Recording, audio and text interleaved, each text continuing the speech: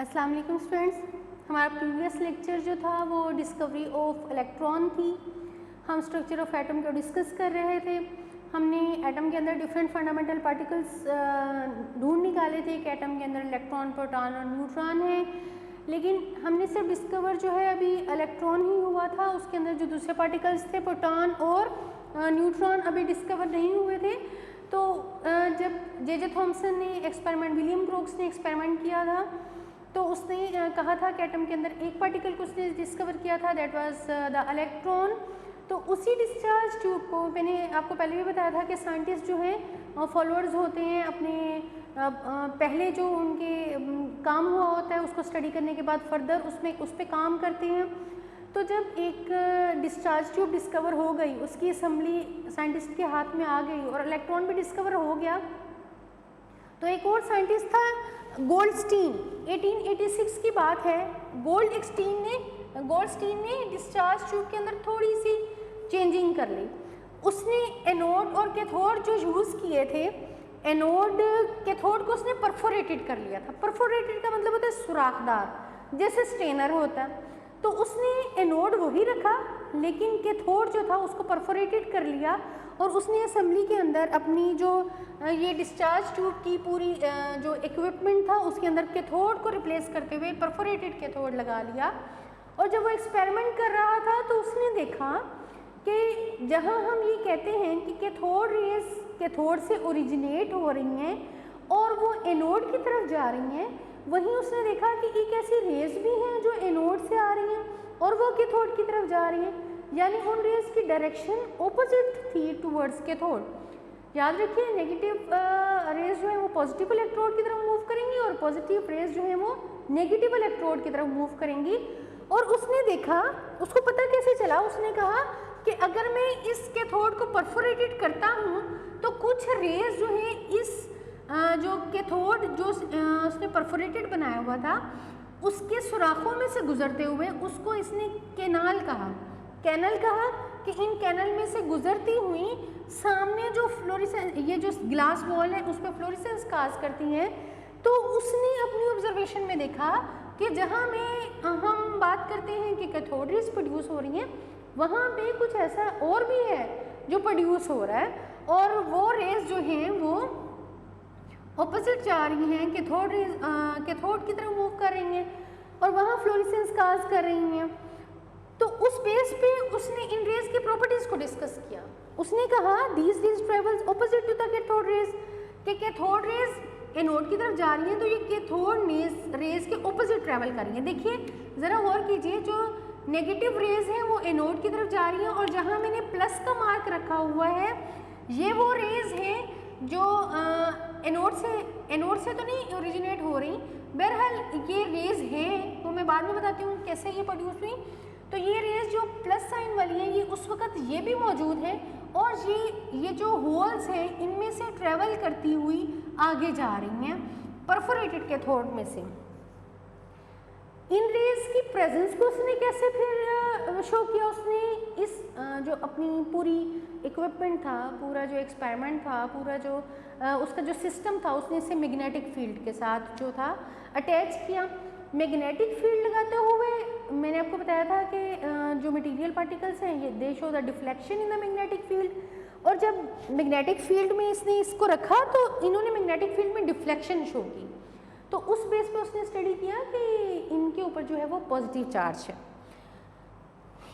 मैंने जहाँ discovery of electron पढ़ा था तो हमने कहा था कि कोई सी भी गैस ले लो, कोई सा भी एनोड ले लो, कैथोड ले लो, तो कैथोड की जो प्रॉपर्टीज़ हैं वो नेचर ऑफ द गैस और नेचर ऑफ कैथोड पे डिपेंड नहीं करती हैं।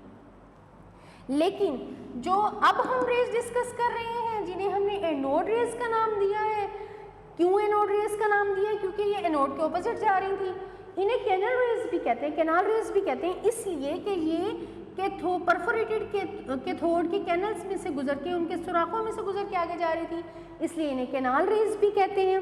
तो इन रेज की जो प्रॉपर्टीज़ हैं वो नेचर ऑफ द गैस पर डिपेंड करती हैं, इसलिए कि ये रेज उस वक़्त प्रोड्यूस हुई जब इलेक्ट्रॉन जो इसमें गैस थी, इसके अंदर जो मटेरियल प्रेजेंट था, जो भी उसके ऊपर जब इलेक्ट्रॉन हिट किए थे तो उन्होंने इस मेटल के आउटरमोस्ट शेल से, मटेरियल के आउटरमोस्ट शेल से इलेक्ट्रॉन निकाल लिए थे, तो उस वक़्त ये पॉजिटिव रेज प्रोड्यूस हुई थी। इसलिए इनकी नेचर जो है इस गैस की नेचर पे डिपेंड करती है जो कि डिस्चार्ज ट्यूब के अंदर है। हैवियर गैस लेंगे तो चार्ज ओवर मास रेशो कम आएगी, और अगर लाइटर गैस लेंगे तो चार्ज ओवर मास रेशो जो है वो ज़्यादा आएगी। तो इसलिए हम कहते हैं कि nature of the anode rays, nature of the canal rays depend upon the nature of the gas that is present in the discharge tube, because these are not originate from the anode, वो anode से produce नहीं हुई थी, बल्कि जो gas थी उन पे इलेक्ट्रॉन जब स्ट्राइक किए थे तो उसकी आयोनाइजेशन की वजह से प्रोड्यूस हुई थी। इसलिए हम अगर डिफरेंट गैसेस इस्तेमाल करेंगे तो जो हमारे पास एनोड रेज की नेचर होगी वो भी डिफरेंट होगी। इनका मास उतना ही था, mass equal to that of proton था, इसलिए इन रेज को प्रोटॉन का नाम दिया गया। लेकिन ये इलेक्ट्रॉन से 1840 टाइम्स ज़्यादा हैवियर थी। इनका जो मास था वो प्रोटॉन के बराबर था, इसलिए इन रेज को प्रोटॉन का नाम दिया गया। और चूंकि ये ऑपोजिट जा रही थी एनोड से, इसलिए इन्हें ये पॉजिटिवली चार्ज पार्टिकल्स कहलाएं। तो इनका मास, इस बेस पे जो कंक्लूजन था वो ये था कि ये रेज जो है वो पॉजिटिवली चार्ज पार्टिकल्स हैं, ये rays ionization of the gas की वजह से प्रोड्यूस हुई, ये rays perforated holes of cathode, perforated जो कैथोड था उसके होल में से पास हुई, इसलिए इन्हें कैनाल रेज कहते हैं। आयोनाइजेशन की वजह से प्रोड्यूस होती हैं, गैस की जो डिस्चार्ज ट्यूब में है, इसलिए ये नेचर ऑफ द गैस पर प्रोड्यूस करती हैं, नेचर ऑफ द गैस पर डिपेंड करती हैं। तो हम जो भी गैस यूज़ करेंगे उसी टाइप के हमारे पास एनोड रेज जो है वो प्रोड्यूस होंगी। और सबसे लाइटेस्ट एलिमेंट हाइड्रोजन जो था, उससे जो कैथोड रेज प्रोड्यूस हुई उनको क्या नाम दिया गया? प्रोटॉन का नाम दिया गया। इसलिए जब हम H लिखते हैं ना, ये हाइड्रोजन को भी शो करता है और इसका मतलब प्रोटॉन भी होता है। नेक्स्ट वन, अब दो पार्टिकल डिस्कवर हो गए, एक था इलेक्ट्रॉन जिस पे नेगेटिव चार्ज था, दूसरा था प्रोटॉन जिस पे पॉजिटिव चार्ज था।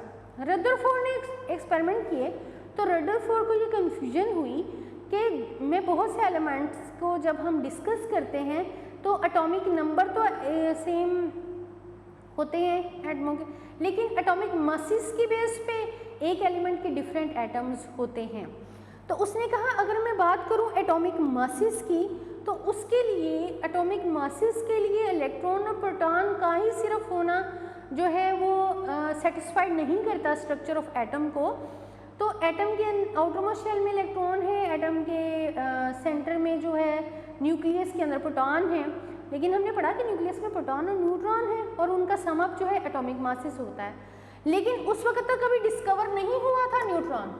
लेकिन जब हम कोई काम करते हैं तो हमें पता होता है ना कि इस काम में अगर ये प्रॉब्लम आ रहा है तो इसका मतलब है हम कहीं ना कहीं कोई ऐसी मिस्टेक है जिसकी वजह से ये प्रॉब्लम आ रहा है, हमें उसको सही करना चाहिए उस मिस्टेक को। या हमें पता होता है कि इस चीज़ के अंदर एक इंग्रेडिएंट कम है, उसकी वजह से ये फ्लेवर कम आ रहा है, हमें वो ज़्यादा डालना पड़ता है। तो इसी तरह रदरफोर्ड एक्सपेरिमेंट कर रहा था तो उसने कहा कि एटॉमिक नंबर की हद तक तो बात ठीक है, लेकिन अगर मुझे एटॉमिक मास की एक्सप्लेनेशन देनी पड़े तो फिर एटम के अंदर प्रोटॉन और इलेक्ट्रॉन का ही सिर्फ होना काफ़ी नहीं है, उसके लिए एक और पार्टिकल होना चाहिए और उस पार्टिकल का मास जो है वो प्रोटॉन के मास के बराबर होना चाहिए, लेकिन उसे न्यूट्रल होना चाहिए। न्यूट्रल का मतलब ये कि उस पर वो चार्ज पार्टिकल ना हो। जैसे हम कहते हैं प्रोटॉन पे पॉजिटिव चार्ज है, इलेक्ट्रॉन में नेगेटिव चार्ज है, तो ऐसा पार्टिकल होना चाहिए जो न्यूट्रल हो। तो चार्डविक एक साइंटिस्ट था, उसने 1920 में काम किया। उसने 1920 में न्यूट्रॉन को डिस्कवर किया, न्यूट्रॉन को एक न्यूट्रल पार्टिकल के तौर पर डिस्कवर किया। उसने क्या किया कि उसके लिए जो सोर्स था वो बेरिलियम था। मैंने आपको बताया था कि जब मैं यहाँ बेरिलियम का लिखूंगी, ये एटॉमिक नंबर लिखूंगी, ये एटॉमिक मास लिखूंगी किसी भी एलिमेंट के ऊपर। ये हीलियम है, हीलियम का सिंबल He होता है, उसका एटॉमिक नंबर 2 है, उसका जो एटॉमिक मास है वो 4 है। उसने अब बेरिलियम का सोर्स लिया और उसके ऊपर हीलियम पार्टिकल डाले। जब उसने हीलियम पार्टिकल डाले तो हीलियम का न्यूक्लियर, ये दोनों न्यूक्लियर आपस में ब्रेक डाउन होके तो इनसे रेडिएशन निकली। रेडिएशन कहते हैं तापकारी।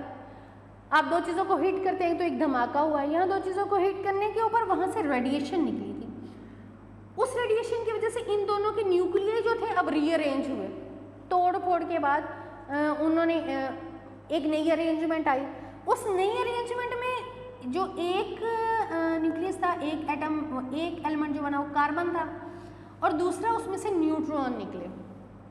देखिए इसका एटॉमिक नंबर प्लस कीजिए, 4 और 2 6, ये 6 है, 9 और 4 13 होते हैं, 13 होते हैं, यहाँ 12 है और एक न्यूट्रॉन निकला।